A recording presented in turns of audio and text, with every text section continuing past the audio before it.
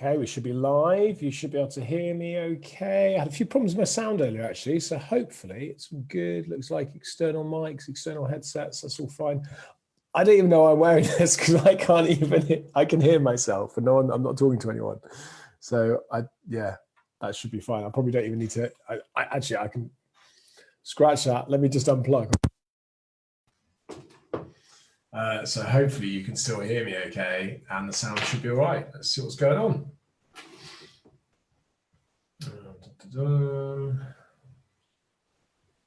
Display audio. So with a bit of luck, that should all be working absolutely fine and you can hear me fine. Let's see what's going on. Oh, wrong button. Such a high professional at this.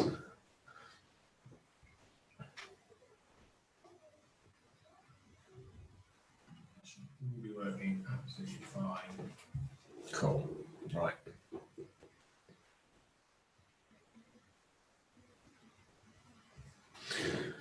What's the topic of the day? That's a very good, very good question. I've no idea. I said last week I was going to talk about my leisure days, but I don't know if that's still the right thing to do. I don't know. We'll see. We'll see what you. Do you know what? We can talk about whatever you guys like. I'm quite happy. As I say, it's unprepared, it's unplanned, it's unscripted. So we can do whatever you like. Let's have a quick look. See who's on. Hello, Ryan. Great to see you again, Jonathan. Jonathan, I saw your message on LinkedIn. I will respond to that. I promise I'll do that after this, and I'll connect.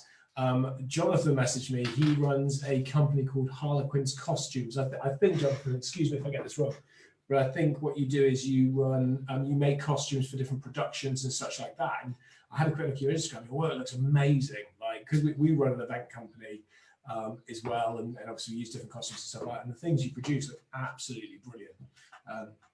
So yeah, so that was, so I have seen that and I will connect for that, I promise. Hi, Kirsty. Nothing's on fire this evening, I hope, which is good. So hopefully nothing will catch on fire. Adam's in, Alison's here. Are you going to open an invite for Zoom? I can open the invite for Zoom in a sec if you like. I'll do that in a second. I'll have to grab the invite, but I'll do it. I've got a drink with me today. It's going to be slightly controversial, I can tell, but I have got myself a bottle of Corona. So hopefully it's not too controversial. So let's have a look. Vicky, am I well? Okay, let's. There's so many things I could talk about, but I want to give a very quick. These guys don't need a shout out whatsoever, but I do want to give a quick shout out to Apple because I accidentally dropped my Apple Watch last week. I think it was last Friday, Friday last week, or a few days ago, and it smashed. And I was devastated because I love my Apple Watch. So I sent it into Apple. I paid to have it repaired. They messaged me to say they couldn't repair it, but nevertheless, they sent me a new one. So Apple sent me a watch today because they couldn't repair mine. They sent me a replacement. So I was really, really happy with that. So thank you very much, Apple. Not that you need the plug, but I do love Apple. I thought it was really good. Something else really cool happened today. So I'm just looking at the comments. I had a dream I was investigating Shrewsbury Prison last night, Joel. Cool. I was in there today, getting ready for tomorrow's live. Yeah, John has just said, yeah, they provide costumes, production hire and stuff like that to schools. So here's always fire, Joel. I'm on the rosé. I love rosé. I love a good glass of rosé. Let's have a quick look. Watching for birds really bad. Okay, do I ever get scared when I'm on my own in prison? I expect there's a fair few people on here that can answer that, whether I get scared when I'm by myself in the prison. The answer is yes. I don't know why, but I do. Okay, so look, this happened today as well. So Shepton Mallet Prison, for those of you that don't know, I've got two jails. I've got Shrewsbury in Shropshire, and I've got Shrewsbury, and I've got Shepton Mallet Prison in Somerset. Now, Shepton Mallet Prison is 430 years old, I think, 410 years old, sorry. Built in 1610, so it's one of the oldest buildings prison-wise in the country. It's really, really old. It's got some amazing history, and there was a prison officer there back in the, I think, the 70s and 80s, a guy called Francis Disney. And he became the museum curator, became the prison historian. And he wrote 2 books in his time, Heritage of a Prison Part 1, Heritage of a Prison Part 2, both Shepton Mallet Prison. Now, these books are amazing. They detail everything about it. And they're really, really rare now as well, to give you an indication of how rare they are. The second book, which is the red one, Part 2, you can pick it up still on Amazon. They're quite rare, but you can get them for about £75 to £100. I've got 3 copies of that. I've got 2 at the jail. I've got 1 in my office. So they're really good. And then the first part, the first one, is incredibly rare. It's really hard to find, especially in hardback, especially when it's blue. And it costs about £1,000 if you can find one, £1,100. And I found one. I found one on Amazon for £103. It's a slightly different color, and it's not hardback. It's actually softback, but it's brown. But it's you can be able to see it. I might have to. Let me see. There we go. So I bought this, and not only that, but inside, I'm so chuffed with this. It is. You'll be able to see it. It is signed by Francis Disney himself from 1986, and it is amazing. It's a really good book, really, really rare. Actually, I think finding a paperback version in brown is still going to be incredibly rare. So I was really pleased with that.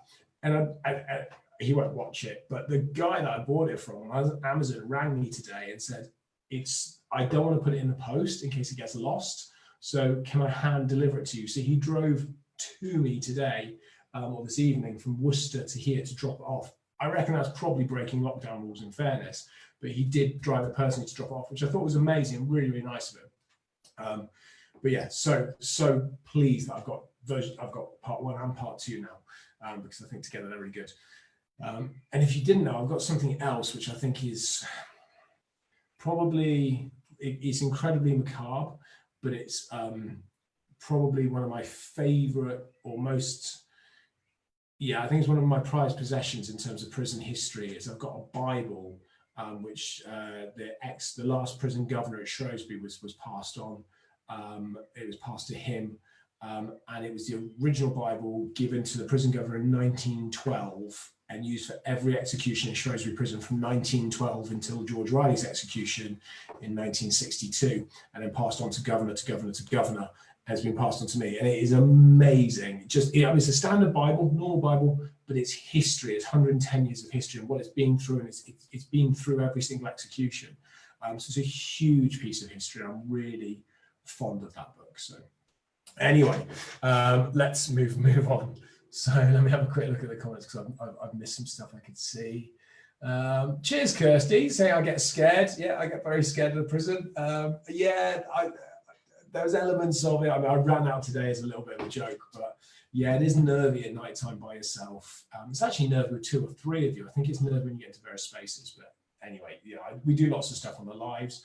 We're going to do a live tomorrow during the day. That's going to be interesting to see how that one unfolds and see where it goes. So, James, out of our price range. I assume you mean the book. It's out of my price range. I'm not. I'm telling you right now, I love Shepton Mallet Prison.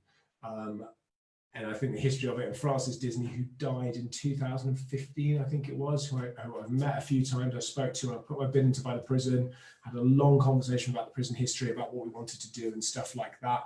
And yeah, he an amazing guy, similar to Graham Goodwin, a fountain of knowledge about prisons and certainly prison history. And yeah, passed away 2015, I think. And yeah, having the book is great, but I'm not sure I'm spending £1,100 on another one. So yeah, we'll see. How can I decide to buy prisons? I think I've probably covered that in a previous one. I don't want to go over too much stuff again. I think if you watch, I think JoinJoel part 1, I covered it, and then a little bit of part 2. It kind of just happened. It was a natural progression to seeing an opportunity, seizing it and going for it. Maybe that's what I should talk about today, about seizing opportunities and about entrepreneurs and business people. This has been a big, big subject for me the last couple of days, and I'll explain why. I'm just having a quick look. Do we have intentions of doing discounts for visitors who come to Shrewsbury Show? We do memberships, so you can do memberships, and obviously it covers both. Don't worry if you missed the live tomorrow, guys. You can get on catch up. It's fine. Catch up. You can see it again. Obviously, I'll publish it and stuff like that. So, what was I? Entrepreneurship and business and stuff like that. So it's been a controversial couple of days, and it's been controversial because we announced yesterday that we were going to reopen on the 20th of June. So I guess there's an element of how are we opening slightly earlier type of stuff after shops, after non-essential shops, but prior to other attractions and stuff. And I've spent a lot of time with Lauren and Charlie. Lauren runs Shrewsbury Prison, Charlie runs Shepton Mallet Prison, two very good managers. And I've worked very closely with them, and they've done a really good job in developing the COVID-19 strategies, and we've worked very closely together to get those out and making sure that we can deliver a really safe visit for people coming to see us. And that was the key thing for us, was making sure that we can absolutely do it so well. I mean, we can social distance better than supermarkets. We can do it better than most stores. Certainly, I saw IKEA opening. We can do it so well. And somebody flagged it to me and was kind of like, well, how can you do this? And there's a big risk. And that got me talking to different people about risk and entrepreneurs, and the difference between entrepreneurs and business people, I guess. And stuff like that. And there is a really clear thing for me in terms of entrepreneurship. I think one of the big things for me in entrepreneurship is entrepreneurs, they're very innovative. They innovate.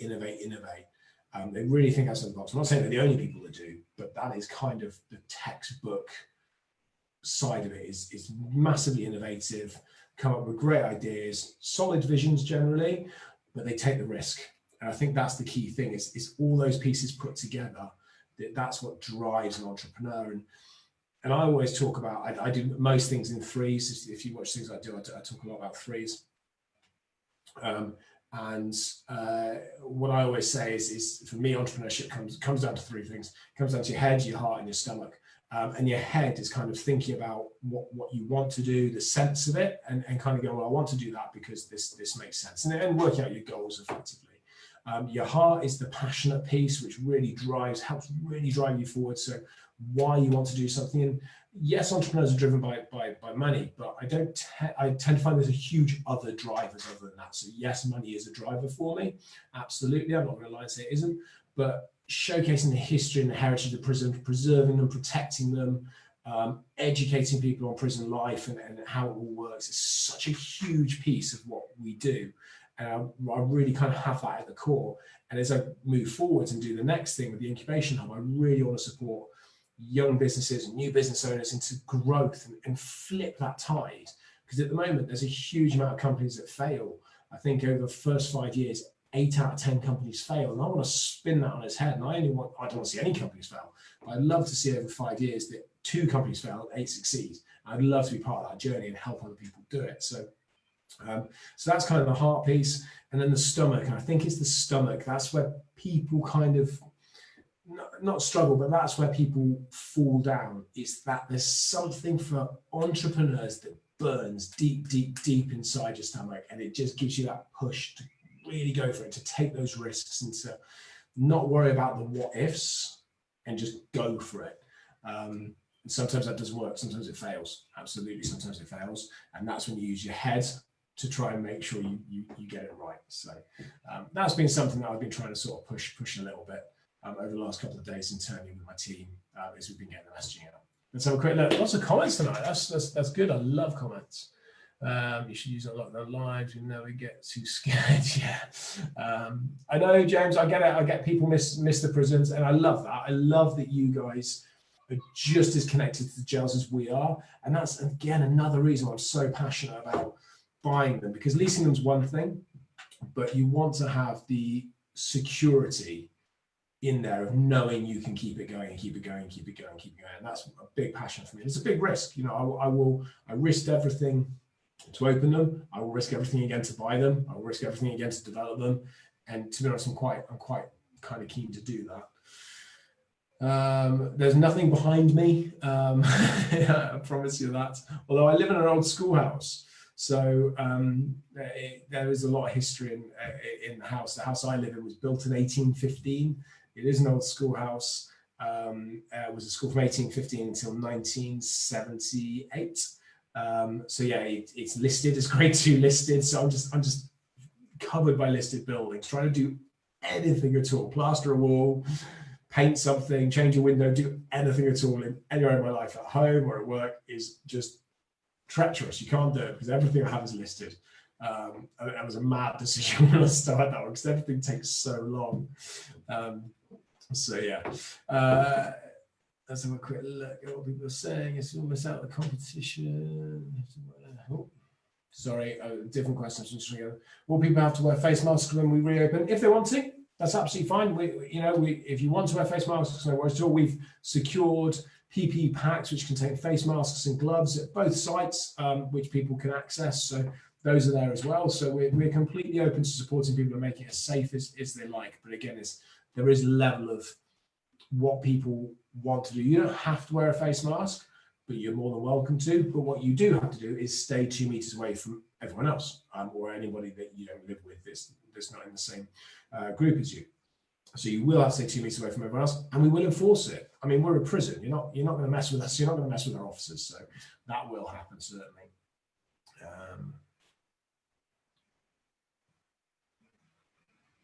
Ryan said about health and safety. It's all good. It's all covered. Should be good. Social distance in prison. Yeah, you can definitely all social distance in prison.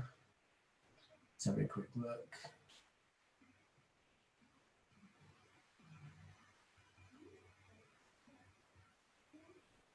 When will we ask for people to come to the prison talk for the Ghost Lines? I don't know. I'm just reading some of the comments. Just make sure I've got them. I get you guys want to come back for ghost tours. What I can say is ghost tours start from the beginning of July. I know Stacey and Siobhan who run them, they're ready to go. They're keen, so you're more than able to do it. Yeah, ghost tours are midweek, so some people have to wait till the hotels open if you have to travel and stuff like that. But they're there, and we will do some paranormal investigations that like Lauren and Stacey and I have been doing. If you want to call them paranormal investigations, I'm not sure that does credit to real paranormal investigations, to really solidly good ones. But yeah, we will do that. We will invite people. Right, what do you guys want to hear about tonight? We've got about 25 minutes, half an hour or so. I was going to talk about my leisure days, but I don't have to. I can talk about reopening. I'm actually interested to hear what you guys think about. Yeah, let's do that. I would like to hear more from other people about how they feel about the relaxing of lockdown, about the easing of lockdown, I should say. How comfortable people feel about going out and doing things, whether you think it's too early, whether it's not early enough, whether it's the right time, how should we approach it? And I'm curious because as a business owner, it's really quite vital that we get our business open, but at the same time, the health and safety of our employees and of our visitors and just everybody is paramount. That takes precedent over any financial or any kind of visiting gain or anything like that. One of the reasons we are going to open is because we know we can do it safely. And if we couldn't do it safely, we wouldn't do it. But I'm curious, what do you guys think? Yeah, Kirst, I get that. Love Lauren and Stacey. Try spending a couple of days with them. So.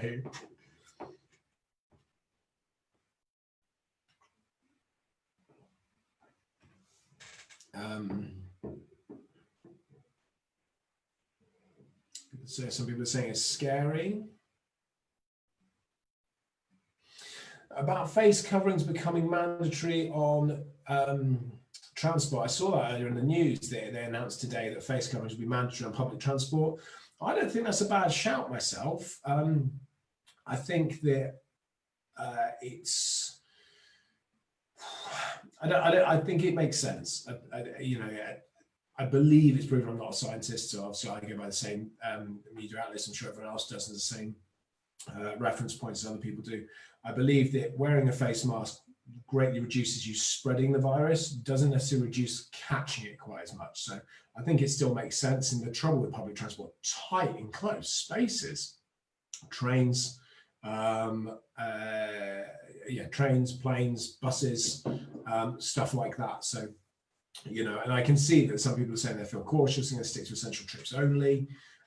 I went through town today in Shrewsbury. It was busy. It wasn't heavily busy, but there were definitely people around. It was definitely movement. It was, I wouldn't say it felt like we were in lockdown wandering through Shrewsbury town centre earlier. And I believe that week after next on the Monday, the 15th, I reckon we will see swarms of people hitting town centres to go to high streets, to go to shops, to go to all the non-essential places. I think that will happen quite quickly. I think we've probably already seen that with people hitting the beaches in the warm weather and stuff like that. That was Durdle Door and places like that were crazy. So that's something else for you, I think. Let's have a quick look. Feel cautious and take it easy. Yeah, I had to work through lockdown as a key worker. I work for a doctor, so I have no choice. Yeah, I think that's it. Laurie's talking about, Laurie's on here, she's talking about, she's not scared. She's just about people remaining cautious. And I'd said that earlier on my post. It's about people being sensible. And I think that's it. And that's one of the things that we've been working very closely with our team about, is about the sensibleness of it, I'm not sure that's a word, about being sensible and about how you enforce it. Because I know in supermarkets, they've had real trouble about people being quite abusive, people being difficult, people flouting the rules, not obeying them, doing whatever they like type of stuff, forward and backward, up and down aisles. And, there has, I think predominantly people have been very well behaved each other, but at the same time, I think there have been problems. That's not going to happen on our establishment. Firstly, because people tend not to come to our attraction and do things like that. And secondly, it's a prison. You have a prison officer telling you not to do things. Wait, seconds unstable. Hold on. Sorry, it's my internet. Come on, internet. Oh, come on, internet. What's going on?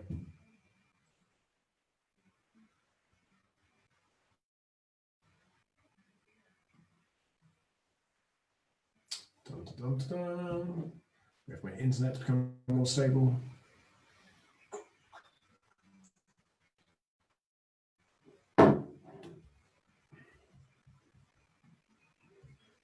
Yeah.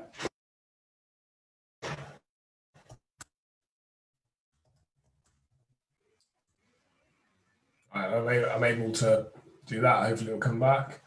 Just check we're all still live. It's probably streaming live and I haven't even noticed.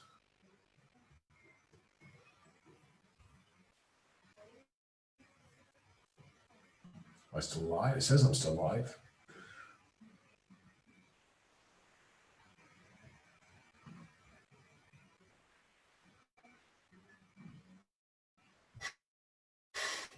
No idea what I was talking about. Let me just bring it back up so I know it's there. I can see the comments. It says I'm still live. Apologies, people.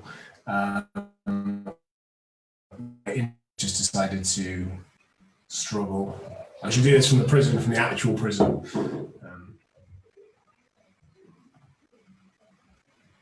Oh, come on.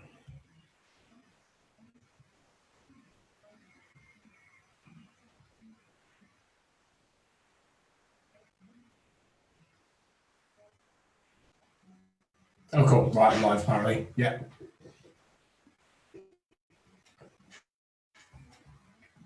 I'll wait for them to come back on so I can see the comments. Apologies, can't see the comments. I think I was talking about lockdown. I don't know what I was talking about. I think I'm saying that people will not mess with the prison officers. You're not going to mess with Officer Goodwin, let's face it. So yes, so looking forward to reopening and getting that going. Cool, it's coming back up. Sorry, 2 seconds. I'll be able to see the comments, see what's going on. There we go. Let's get the comments up. There we go. Let's come back on so I can see the comments. Oh, know what I did, but I muted it.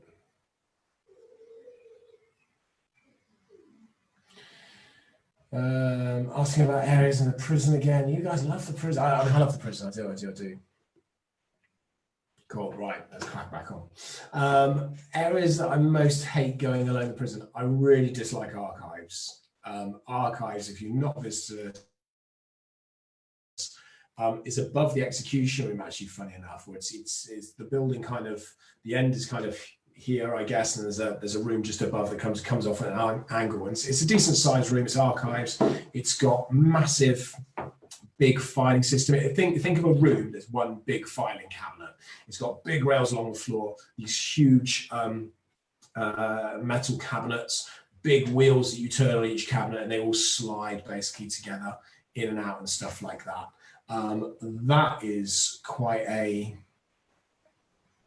That's quite a weird room. I don't know why, because I don't think anything paranormal has happened. It's got no natural light. You have to step down into it.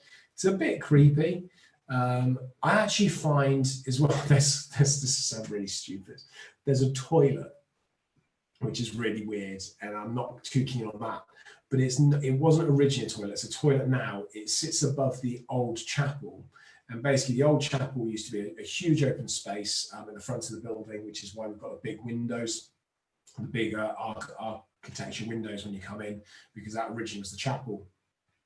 And what is now the toilet, it used to be the watch room for the condemned man. I'm not sure the exact terminology for it, but basically, that's where the condemned man used to watch the service before his death. So certainly the days leading up to his execution and the night before his execution, he would watch the religious services happening in the chapel from that room. And it's still got a tiny little window. It's only, I don't know, maybe that big. And basically he used to sit there and he used to look out over the congregation. And he wasn't able to see any of the congregation. He could only see the chaplain at the end. And it was designed specifically so if the congregation looked up, they couldn't see him either. So they wasn't allowed to see each other. Do you know what? I might take my back screen off a second. You're going to see my horrible unplastered wall, but it's really annoying me that it's just keeps coming out. There we go. There you go. I'm in my office. You can see it. COVID-19 prevented me from plastering the wall. I've got notes all over my board. Ignore that. Yes. Yeah, no, you can ignore that. It's all fine. So that's a weird, and it's been converted into a toilet now. Although I think we'll convert it back when we buy the jail. I'm pretty sure that's a space we will convert back from a toilet to that room. I'll have to have a conversation with Lauren, but I think it's a really interesting piece of history. And I want to try and take a big chunk of what I want to do at the prison and what we want to do at the prison is actually take it back a fair few years. Certainly the heritage bits, we'd like to take a good chunk of them back to the Victorian times so you can see exactly how it originally looked. I think that's the real special piece that we want to do. So yeah, let's have a quick look at some of the comments again. Can't believe it goes through the internet, that's true. Have I always been interested in prisons? No, although funny enough, at school, I was voted one of the most likely to end up in prison. So I guess you can argue that the teachers got that one right. But yeah, so one of the most likely to end up in prison. I felt that was a little bit harsh. And actually, my mum put up a really nice post the other day about me, which, I posted an article that the HR Director magazine had written about what I'd done as an entrepreneur and taking on the jails and stuff like that. And I shared it on Facebook, and my mum shared it. As you'd expect, as a mother would. And she shared it and said, because it was all about how I kind of go against the grain. It was all about how I think, quite differently. It was all about how I sort of push back. And it just my mindset is quite, I wouldn't say unique, but it is very different from what from standard kind of thought process. And she put up to say that this young boy who pushed against every boundary, pushed against every single rule, always tried to take a different path, never wanted to conform to the norm, hated school, couldn't do school at all because I just didn't conform to it, I just couldn't get it. So all these things, and basically she was saying about how interesting it was that this person had gone against that grain so much and was told so many times that he potentially would never amount to anything. If he didn't concentrate and knuckle down and do as he was told, he would never amount to anything. And then here I am with my unplastered walls. So that was quite interesting. I guess unscripted is unplanned. Who knows what I'll talk about? I'll do waffle on. Tunnels in the Victorian prison. Do you know what? I spoke to somebody about tunnels in the Victorian jail today. I was working with a lady, really great person, talking, oh gosh, I sound like Donald Trump, sorry. I was chatting to a lady called Ruth that I've been working with about funding applications for like heritage lottery and stuff. So as we buy the jail, we can look at applying for different levels of funding. And one of the conversations we had was what the costs would be to pull the stuff out of the tunnel system, what we'd want to do to the tunnel system, what the time frame would look like, and how we would go about it, and what the advantages are of doing that, how it would increase visitors, how it would showcase more history and stuff like that. So I was having a long conversation with her today about the tunnel system, what we needed to do, and whether we fund that ourselves or whether we apply for funding to that aspect of it. So tunnels will definitely happen. Realistically, it's probably going to be spring 2021 because we've got to get in there, we've got to get a lot of stuff out. Hopefully we can do something in the winter. We've got to put the funding in place to do it. And obviously we've got loads of other things we want to do. So the process of the prison will happen, but it will happen over time. Let's have a quick look. Victorian tunnels. Kirsty, I don't know you can give me credit for getting people through lockdown with their lives. I'm pleased people enjoy them. As you can tell, I like talking. I do enjoy talking. I spend quite a lot of time on my phone. I think my phone is saying I spend about 4.5 hours a day on it, which is on top of the time I spend on my computer. But a lot of the time I spend on my phone is checking social media, responding to comments, answering things, sending emojis, that kind of stuff. So I do enjoy interacting with people. I don't really like spending too much time behind my desk doing admin and paperwork. I get quite bored with that. I like doing stuff. I think that's probably what I found hardest about lockdown, is not being able to engage with people quite as much as I'm used to. Laurie's asked, why did teachers say that we were a toe rag? Absolutely, I was a bugger, absolute bugger, and I hated school. I hated it with a passion.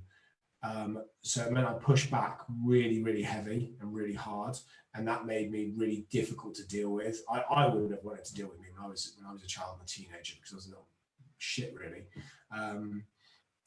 Funny enough, I'll give you a quick story where it was about a year ago, I think. I was definitely in this house, but it was about a year ago. And it must have been quite late at night. And I had a falling out with my 9-year-old. So she must have been 8 then. And I had a big falling out with her. I can't exactly remember what it was about, but I did have a falling out with her.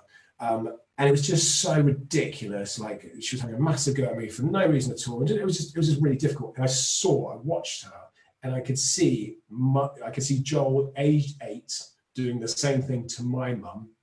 And it was exactly the same conversation. I could remember having that same argument, that same thing with my mum at 8. And I rang her up. So I said, finish the argument with my 8-year-old. And I rang up my mum, and my mum answered. I said, Mum, I just want to say to you, I'm really sorry. And she was like, what? I was like, I'm really sorry. And she was like, what for? I said, because I've just realized how difficult it must have been for you. She was a single mum as well. She was running her own business, and there was 2 children. And I just said, I just realized how difficult it must have been for you to deal with Joel at 8 and 9, because I was so hard and so difficult. And I was like, and my daughter's not, so I'm not saying that, but it's just that one split moment it was. And my mum was in floods of tears. I was like, oh, now I'm sorry for making you cry. But yeah, so that was, okay, I've got to start my conversation on that story. Oh, teachers and toe rags. But yeah, so I wasn't the easiest person. And I'm still not. If you ask any of my staff, speak to Lauren, she will tell you I'm not an easy person, particularly to deal with all the time. I think I'm really good in some aspects, and I'm really hard in others. I expect really good results. I do put quite a lot of pressure on my team to perform.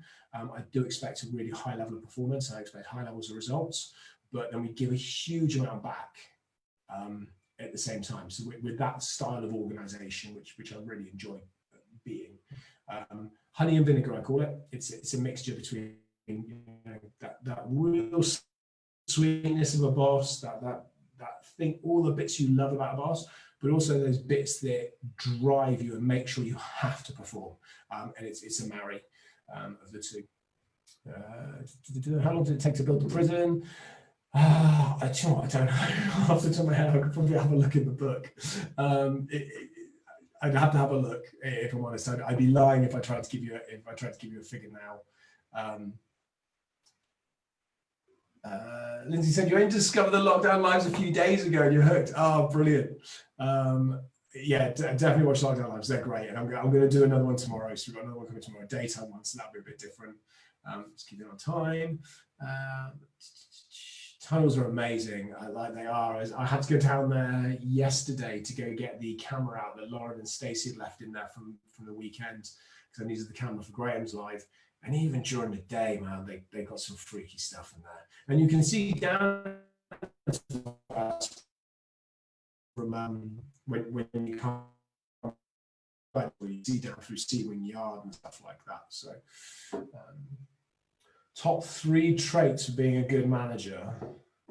Oh, my internet connection. What's going on? I think that's because my wife has decided to jump onto a.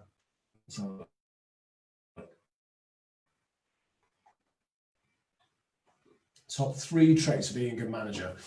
Do you know what? I'm not a massive fan of managers. There's a place, and I guess it's just about terminology. I don't call our team staff. I don't refer to anybody that works for our organisation as staff. I refer to them as employees or team.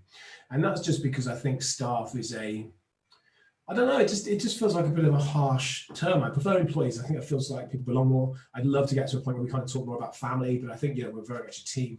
And with managers, I said earlier that Charlie manages Shepton and Laura manages Shrewsbury. But if I'm brutally honest, neither are managers, they're both leaders. And that's what they do, is they lead their teams into delivering our vision for the 2 jails. They don't manage stuff. I mean, that's kind of not what they do. They lead people and they lead processes and they lead them through.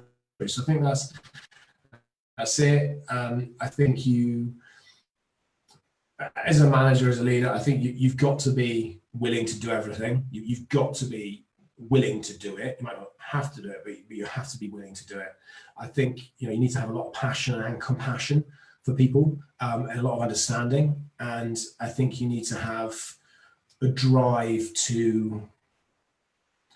If you manage people, I think you need to have a drive to want them to do better and support them to do better.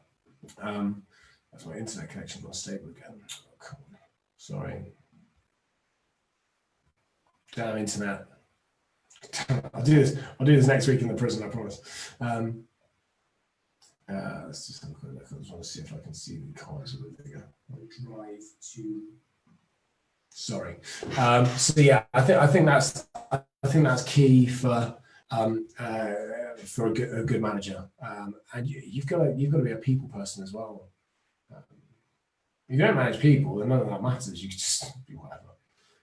Sorry, let me just scroll back down to the comments and the questions. Jill, I don't know if that's a great answer. I don't know if I've given you a good answer there. And sometimes I do need to think a bit more about giving you a good answer. I've had really good managers in the past. I've had really bad managers or leaders. And the people that have been the best for me have been those that I can look up to and I aspire and go, wow. Like I get real kind of like wow moments, light bulb moments, eureka moments. I'm like, that person is amazing. And I think that's what you want from somebody that leads you or manages you is that feeling of I can rely on that person so solidly that like they've got my back. They will walk through fire for me. And I did a video on this a year ago about how some of my team, some of the people that work with me and for me will walk through fire for me. Absolutely. And others won't, and that's fine.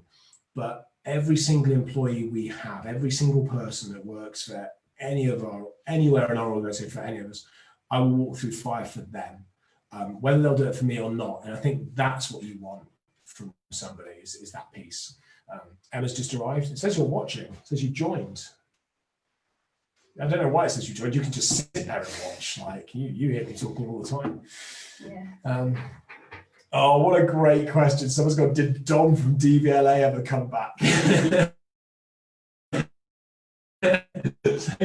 Dom clamped my car, little bastard.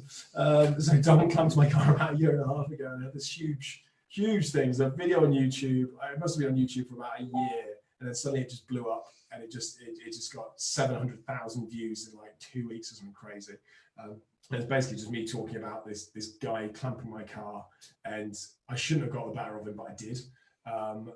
It just fell in my favour that day. I think my internet's gone again. That's fine. It's a bit edgy today, so apologies. But no, Dom's never come back. I think he probably went home and kicked puppies. It seems to be the general consensus of Dom. He got fired actually in the end for something different, but let's have a quick flick through. So it takes me ages to catch up. People say about being single mums, I do Kirsty, Rachel, I think, massive respect to anybody that's a single parent, mum or dad. I think raising kids is really difficult. It's really tough, really hard to get right. You never know whether it's right, you never know it's wrong. You want to do the best for them. They never bloody listen.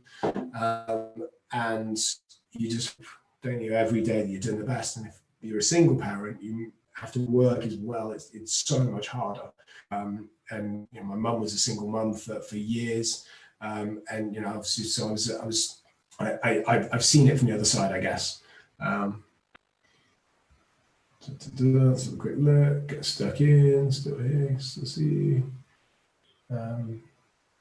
Yeah, somebody's just asked, did I have the drive when I was young? Yeah, always. I've always had it. My mum used to run a dance school, and she used to do a summer school throughout the summer. For 3 weeks of the summer holidays, she ran a summer school for the weekdays. And I think I must have been 9, maybe 10. And I took over the tuck shop, and I would go with her to Macro or Booker's, I think it was back then, buy the sweets, and then I would bag them up and sell them. And Calypso, is that what they're called? Clippo. No, I didn't sell them lighters. No, they're the drinks in the plastic cars. Like you've got red and orange ones. And you never used to put the straw in the top and bottom and drink it through the bottom of the plastic. So I used to do that.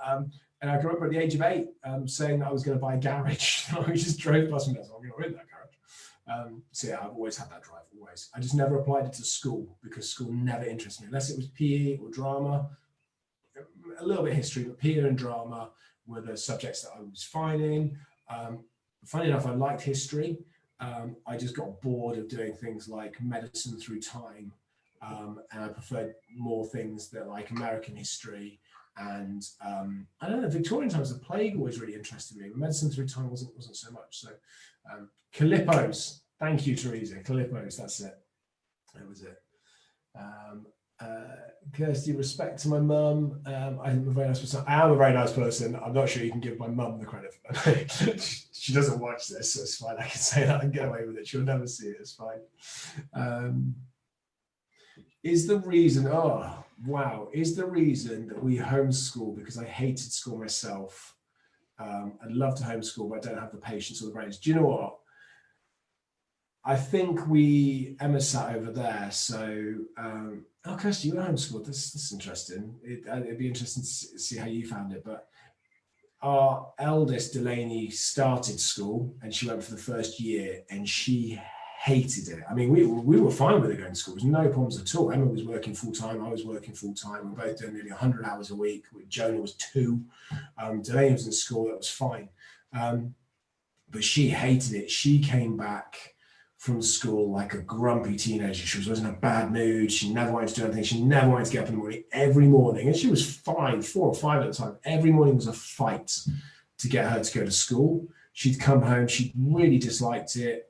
She was always upset. She was quite angry. There was instances with her teachers where she had to sit in a certain seat. She wasn't allowed to move around. They weren't allowed to get up and talk to each other. It wasn't the best school that she went to either. It was unfortunately one in our area.